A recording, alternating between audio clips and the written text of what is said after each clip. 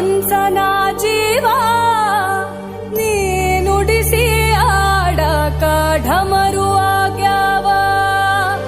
ಯಾಕ ಶಿವಲಿಂಗ ನಡೆಸುತ್ತಿ ಹಿಂಗ, ಏನೇನೂ ಇಲ್ಲಯ್ಯ ನಮ್ಮ ಕೈಯಾಗ.